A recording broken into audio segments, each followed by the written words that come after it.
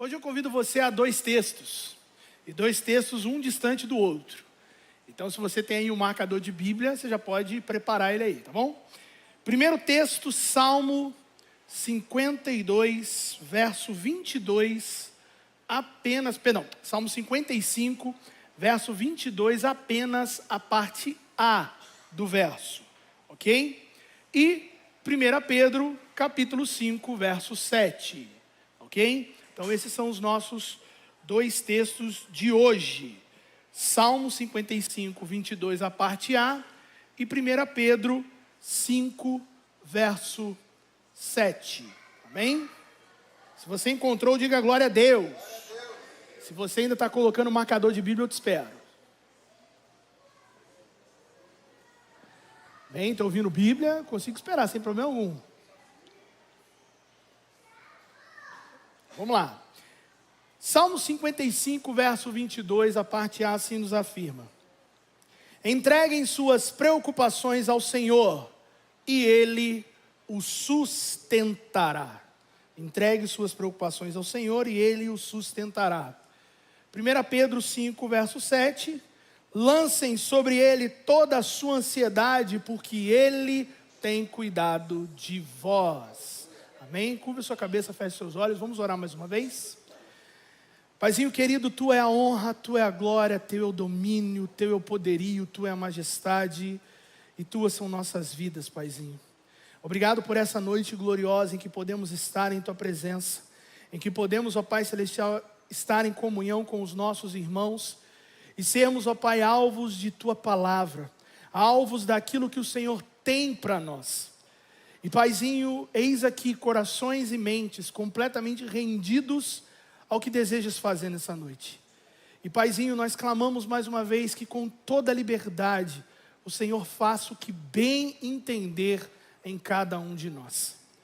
Quanto a mim, Senhor, eu me silencio para que a Tua voz ecoe através dos meus lábios e garganta. Transforma-nos, ó Pai, em Ti. Oramos em Jesus. Amém e amém. Por que ultimamente estamos tão cansados? Por que esses últimos dias, uma das palavras que mais tem sido falada por nós é cansaço? Até mesmo Salomão, já em sua época, dizia, né? Enfado e cansaço, aflição de espírito, tudo é vaidade. Mas por que nesses últimos dias isso tem se avolumado, agigantado em nosso tempo? De todas as respostas que nós poderíamos dar, surge uma outra pergunta. Acaso não será porque estamos carregando muita coisa? Acaso não será que nós estamos entulhando dentro de nós o que não é para ser entulhado? Colocando sobre os nossos ombros pesos desnecessários? Acaso não seria isso? Nós entendemos claramente que nós estamos numa peregrinação, nós somos peregrinos em terra estranha. E geralmente peregrinos são viajantes, e viajantes carregam bagagem. Mas para cada viagem, um tipo de bagagem. Você não sobe a montanha com roupa de banho, sobe? Sua bagagem, quando você vai subir a montanha, não tem roupa de banho. Tem o quê? Roupa para montanha. Da mesma sorte, quando você vai para a praia, você não leva cordas. Cordas é para montanha. Então nós precisamos entender que para cada viagem, um tipo de bagagem. Então a nossa viagem, a nossa peregrinação nessa terra também tem uma bagagem específica. E tudo além disso é bagagem extra. É o que nós colocamos desnecessariamente em nossas vidas. O problema está não em reconhecermos isso, porque reconhecemos. O problema está é que reconhecemos e mesmo assim não tiramos da bagagem. Deixamos ela quietinha lá. Parece que hoje nós estamos vivendo a mesma peregrinação do povo de Israel nos 40 anos do deserto. O Senhor os liberta com mão poderosa e uma viagem que poderia durar dias, talvez semana, leva 40 anos para poder ocorrer. Sabe por quê? Bagagem. O Senhor os tirou do Egito, mas agora precisava tirar o Egito deles. Precisava tirar toda a bagagem que o Egito colocou na vida deles durante esse período de escravidão. E não vai ser raro você encontrar em Êxodo, você encontrar na lei, Israel murmurando contra Deus. E o que eles mais usavam era, no Egito, lá nós tínhamos, lá isso, sempre olhando para a terra da escravidão. E essa peregrinação dos 40 anos, mostra para nós o porquê que a gente às vezes não alivia a nossa bagagem. Eu quero aqui te dar 2 motivos. O primeiro deles é porque nós temos um apego emocional em nossas bagagens. A gente está preso às nossas bagagens emocionalmente. Assim como o povo de Israel em sua peregrinação no Egito estava preso emocionalmente, ou melhor, no deserto, né? Estava preso emocionalmente ao Egito. Sentia saudade da escravidão. Mas por que? Isso é loucura. Sim, isso é loucura. Mas foi falado nesse mesmo altar no último domingo pela vida do nosso pastor, que o pior lugar para nós estarmos é no comodismo. Por mais que fosse doloroso, era um terreno em que os israelitas conheciam, dominavam. Então para eles era cômodo o Egito. Está entendendo a prisão emocional? Agora eles estavam vivendo desconhecido. Você, Moisés, nos tirou do Egito para nos matar no deserto de fome, de sede, por inimigos. Por que não deixou-nos morrer no Egito? Tudo isso pelo apelo emocional, pelo apego emocional que eles tinham com o que era cômodo para eles. Reflita se a sua bagagem também não está prendendo você em algo emocional, em algum comodismo, em algo que te dá a falsa sensação de domínio do que está acontecendo.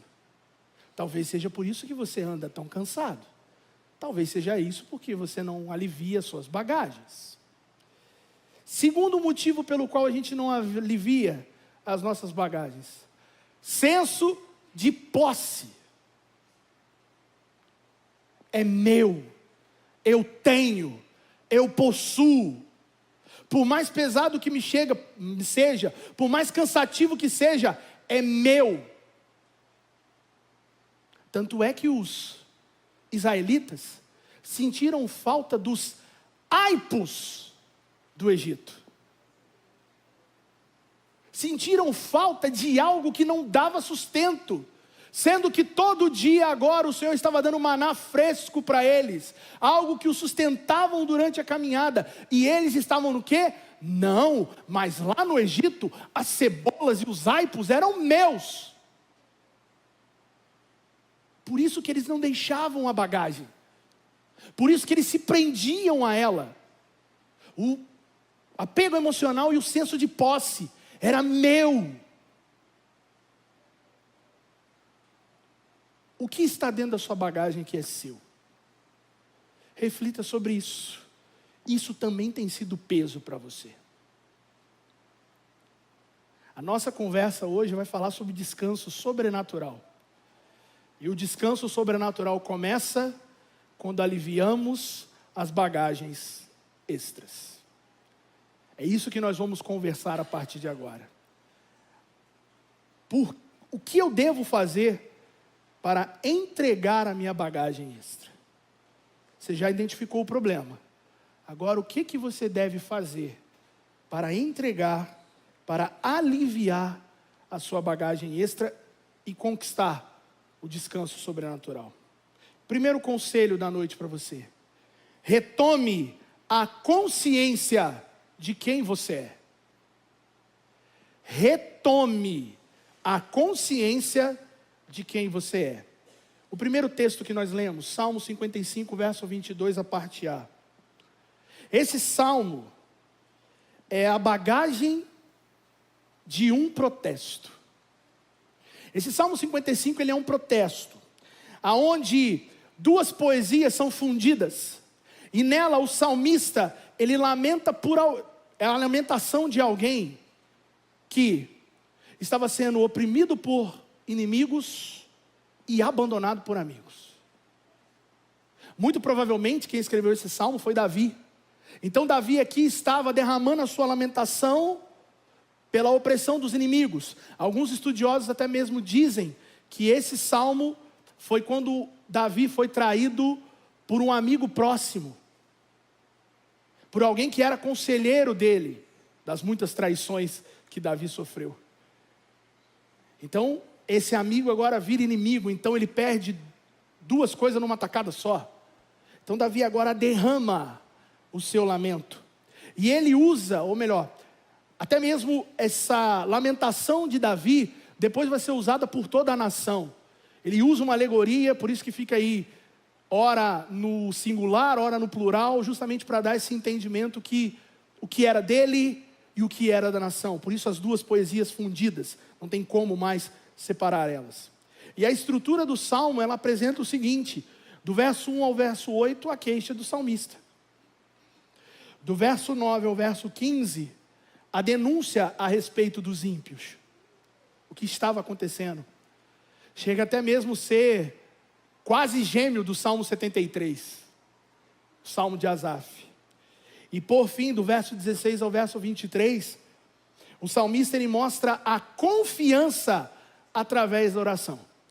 Esse ponto é papo para a gente conversar dia 29. Tá bom? Já que as nossas séries de domingo está falando sobre oração. Então esse é o Salmo. Uma bagagem em forma de protesto. E por que o protesto se torna uma bagagem, sendo que Davi pleiteava pela justiça? E muitas vezes nós também pleiteamos pela justiça. Simples. Porque o protesto demonstra que nós não entendemos ainda quem somos. Quando protestamos, estamos reivindicando algo que por vezes não está atrelado à nossa identidade. Não está atrelado a quem nós somos. E daí a pergunta que nós sempre fazemos desse altar: quem é você, IPA? Isso já foi melhor, então vamos de novo, né? Quem é você, IPA? Filho amado do Pai. Que protesto você precisa fazer? Se você entende que você é filho, se você entende que você é amado, que protesto você precisa fazer? O que você precisa protestar? O que você precisa reclamar, se lamuriar? Eu posso afirmar para você que grande parte dos pesos que você carrega sobre os ombros são suas próprias lamentações. Do que queixa-se o homem a não ser a respeito dos seus próprios pecados, já diria Jeremias. Você precisa retomar a consciência de quem você é. Você é filho. E o salmista no verso 22 mostra que o verdadeiro sustento de nossas vidas vem daquele que nos fez. Entrega a Ele, e Ele vai te sustentar. Eu não estou falando aqui para que você fique em silêncio. Eu estou falando para que você leve as suas petições a quem pode resolvê-las. E não simplesmente fique aqui protestando o que você precisa, que você quer. Não, leve e permita que Ele te sustente. A chave muda na nossa mente, no nosso interior, quando a nossa identidade é retomada. Aqui não tem como falar para você a não ser a respeito do filho pródigo. Sabe quando que o filho pródigo voltou a ser filho? Aí você imagina, né? Quando o pai abraçou, colocou o anel no dedo dele, colocou sandália, trocou as vestes, certo? Tudo bem, isso aí foi a conclusão. Mas sabe aonde começou? Verso 17 de Lucas 15. Caindo em si, recobrando a consciência de que ele era filho, retomando a consciência de quem ele era. Aqui começa a cura dele. Quando ele lembrou, quando ele trouxe à memória que ele era filho, os problemas dele acabaram. E tanto é que ele se movimenta para isso. Porque não adianta nada retomar a consciência e não agir. Não adianta nada eu retomar a consciência de quem sou e deixar as coisas pesando a minha bagagem. Que em nome de Jesus hoje você retire os protestos, que você retire essas bagagens de lamúria que estão pesando sobre as suas costas. Na consciência de que você é um filho amado do Pai. Eu encerro esse ponto dizendo: filhos não têm bagagem extra. Filhos têm identidade e destino. E identidade e destino não são bagagem. Se nós queremos entregar a nossa bagagem extra, primeiro, precisamos retomar a consciência de quem nós somos. Segundo, se queremos entregar a nossa bagagem extra, e aqui eu encerro, acesse o poder de sua herança. Acesse o poder de sua herança. O segundo texto que nós lemos, 1 Pedro 5, 7. Lançando sobre ele toda a vossa ansiedade, porque ele tem cuidado de vós. Aqui, no capítulo 5 da sua primeira epístola, Pedro, ele logo nos primeiros versos, ele dá alguns conselhos a duas classes distintas. Do verso 1 ao verso 4, ele dá conselho aos líderes, aqueles que estão adiante do povo. Do verso 5 ao verso 7, ele dá conselhos aos jovens. E também aqueles que deveriam se submeter à liderança, aqueles que estavam sobre alguma liderança. Então ele começa com esses conselhos. E tanto para os líderes, quanto para os jovens, vai haver um ponto em comum. Qual ponto em comum é esse? A nossa verdadeira bagagem. A nossa verdadeira bagagem. Que é o quê? A humildade. E tanto é que no verso 6, logo acima aí, humilhai-vos, submetam-se em humildade. A palavra humildade, ela é muito ressaltada aqui, nesses conselhos. E essa palavra aí de submeter-se em humildade, dá a ideia de vestir-se de humildade. Colocar a humildade como se ela fosse uma roupa que cobre a nossa alma, que cobre o nosso interior. Só que eu acho espetacular que há uma distinção tanto para líder quanto para os jovens. Quando Pedro aqui está dizendo ao líder, vistam-se de humildade, ele está colocando a ideia de colocar um avental. Pegar um avental, colocar-se e amarrar a cintura, para proteger, para não se contaminar, para não se sujar. Então o líder humilde é aquele que se preocupa em não se sujar. E usa a humildade como avental para isso. Sensacional isso. Só que a segunda distinção, que é a distinção para os jovens, não é um avental. Vistam-se de humildade. Sabe o que está dizendo para os jovens? Vistam-se de um arco. Loucura isso. Como que se veste um arco? Imagina aí um filme de guerra. Escudo numa mão, espada na outra. Aonde vai o arco? Transpassado ao peito, transpassado ao nosso dorso. É isso que Pedro aqui está dizendo. Jovens, vocês que são flechas, transpassem o arco da humildade pelo peito de vocês. Coloquem esse arco, porque é esse arco que vai proporcionar impulsão para você. É esse arco que vai lançar você. E arco é bagagem? Sim, a verdadeira bagagem. Avental é bagagem? Sim, a verdadeira bagagem. Então a nossa verdadeira bagagem é a humildade. Só que a ideia que Pedro aqui, o mundo que Pedro estava dando esse conselho, não era a mesma ideia que nós temos hoje. A ideia de humildade naquela época era baixa determinação. Eu achei isso aqui esplêndido.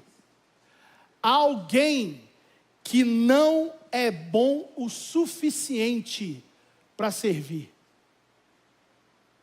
Essa era a ideia de humildade na época de Pedro. Humildes eram incapazes de servir. É por isso que todos nós precisamos nos vestir de humildade, porque verdadeiramente somos incapazes de servir. Se não é o Espírito nas nossas vidas, nós não servimos para mais nada.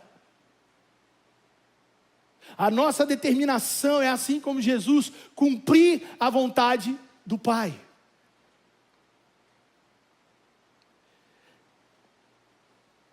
Ok. Eu só não entendi aí, pastor, onde que entra a questão da herança. Então vamos lá. O que você possui? Lembra que eu disse para você?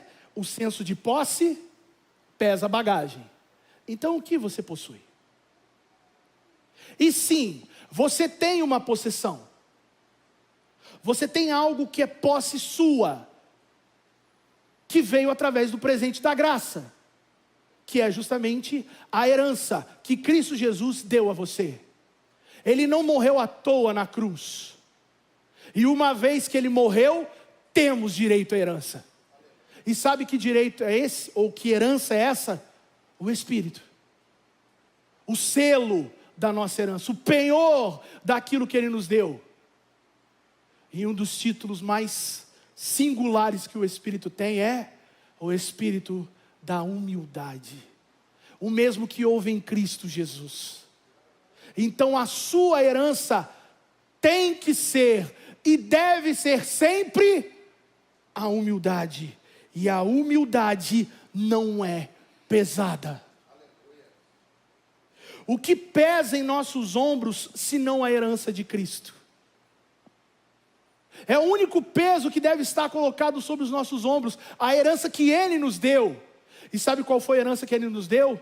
João 13 vai te afirmar isso. Uma bacia e uma toalha. Humildade. Para servir. O mundo pode te considerar um imprestável para servir, mas Ele já te fez digno de servir. A humildade é a nossa verdadeira bagagem, é a nossa verdadeira herança. E olha o que nos afirma Isaías 57, verso 15. Pois assim diz o alto e sublime, que vive para sempre e cujo nome é santo. Habito no alto e santo lugar, mas também habito com o contrito, com o humilde de espírito, para dar novo ânimo ao humilde e novo alento ao contrito de coração. Se você tem isso, você não vai ter desalentos, você não vai ter reclamações, porque você sabe quem você é, e você sabe que a sua herança é muito maior do que isso. Escute essa frase. Os humildes nada têm e tudo possuem. Os humildes nada têm e tudo possuem. Nós não temos nada e possuímos tudo em Cristo Jesus. Por isso que precisamos ser humildes. Se eu entender que eu não sou dono de nada, nada vai me pesar. Se eu entender que eu não possuo nada, nada vai ser bagagem para mim. Se eu entender que dentro de mim há uma herança preciosa, tal qual tesouro em vasos de barro, a nossa caminhada será cada vez mais leve. e assim encontraremos descanso. Se queremos entregar a nossa bagagem extra, primeiro precisamos retomar a consciência de quem somos. E segundo, acessar esse poder chamado humildade, que é a nossa herança. Se ponha de pé. Eu concluo dizendo que o convite do Eterno para nós ainda hoje é: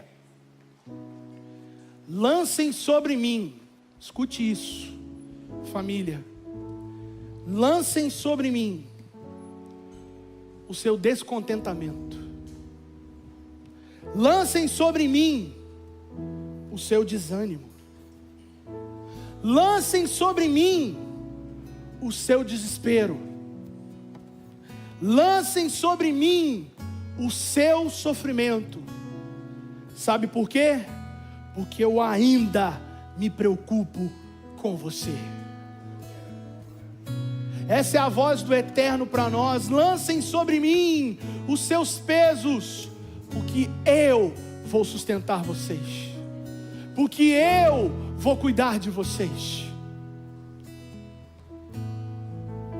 Que tal respondemos a esse convite nessa noite, igreja? Que tal retomarmos a consciência de que somos filhos amados e que há uma herança que pesa sobre os nossos ombros, a herança que Cristo Jesus nos concedeu.